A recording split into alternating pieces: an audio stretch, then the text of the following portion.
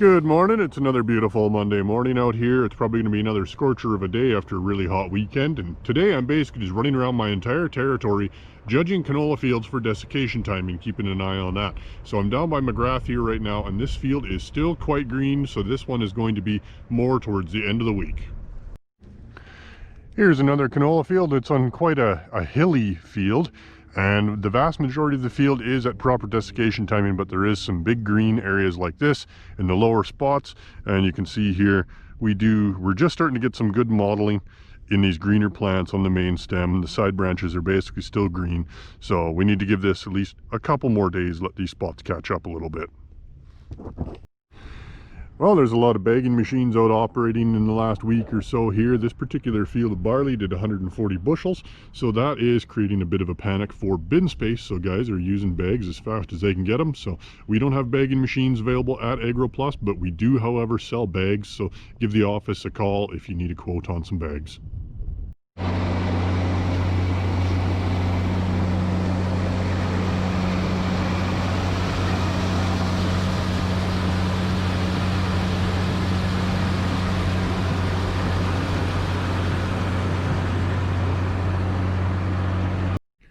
Here's a crop I haven't shown much of this year, watermelon.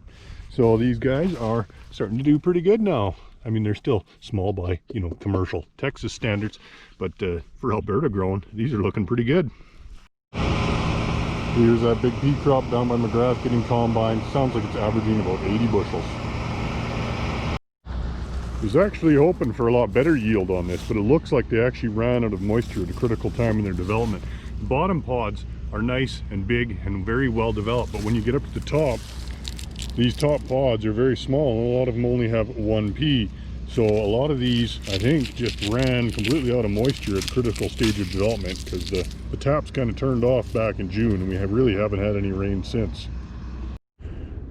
Over by Lethbridge now, and this irrigated field is getting checked for swath timing, and it's looking pretty good. We're pretty much at perfect timing. We got dark brown seeds in the bottom, turned all the way up to about 60-70%.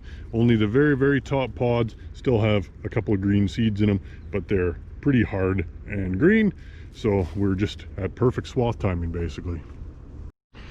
And by Colehurst here, this field of 45M35 needs just a couple more days. There's still a little bit too much green for swath timing in here. So looking at these main stems, bottom pods have some really good color change. Even though the pods themselves look green, seeds inside are nice and black.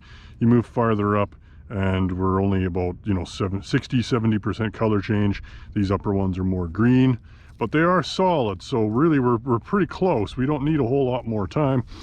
And here is some plants that are also affected by aster yellows. So do see this every year to some degree or another, and you can see there is some armyworms in there feeding away as well.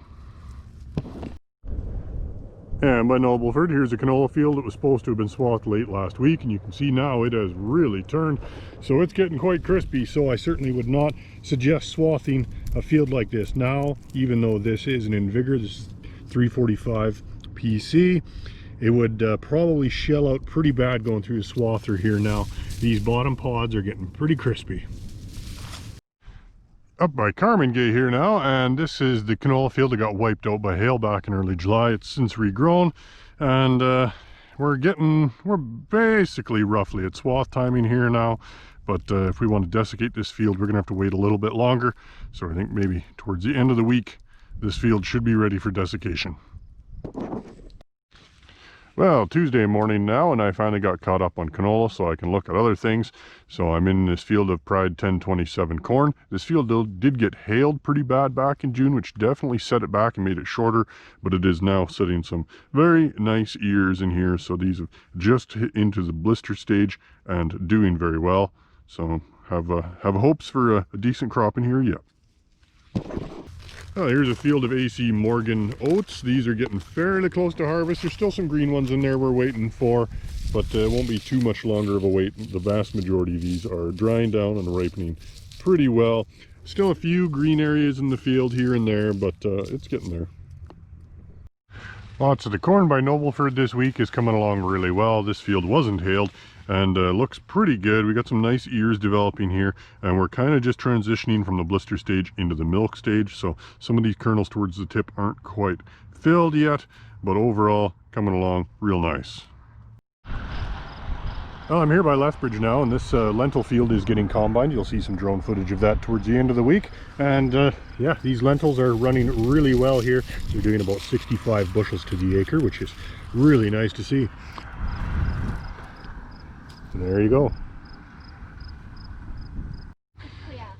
Checking some unique corn tonight, doing the Lethbridge corn maze with half a bushel of children. Oh, wait, that. I've never slept on a bed of corn before. Me either. Okay, Eric, which way? Nope. That way? Let's find out. Oh, yeah. It's the right way, guys. Wait. I think. Can you climb up where Casey is? There we go. Perfect. Emmy, pull down your shorts a little bit. Scary? Okay. It's scary.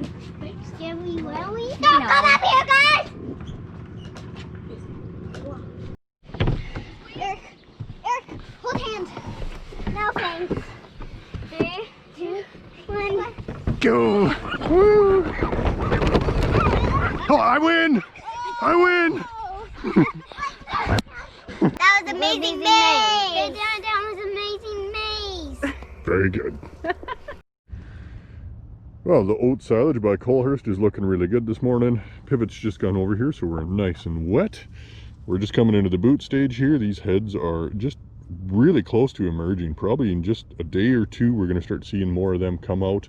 And this one I happened to grab just happens to have a ladybug larvae on there, which is nice to see. There's a heavy amount of aphids usually in these reseeded oat fields. It's nice and tender and juicy, which is what the aphids like. So it's great to get some natural control in there.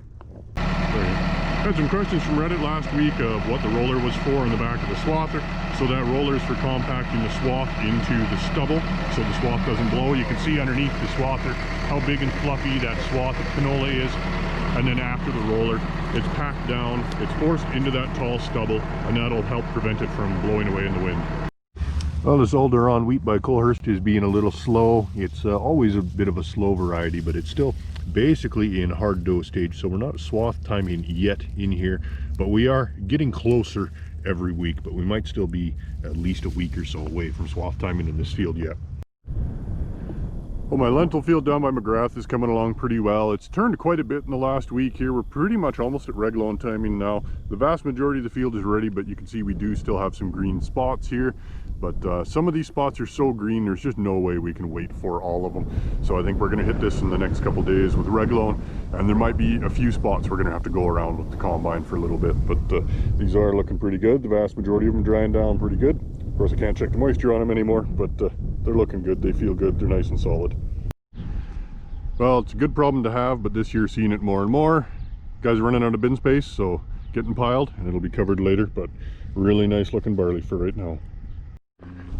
And here is hopefully one of my last canola fields for the season for staging. This field got hit really hard by flea beetles earlier in the year, and that thinned it out, and it stayed quite green for a while, but it's just hitting swath timing now. Thanks for watching, like and subscribe, and we'll see you next week.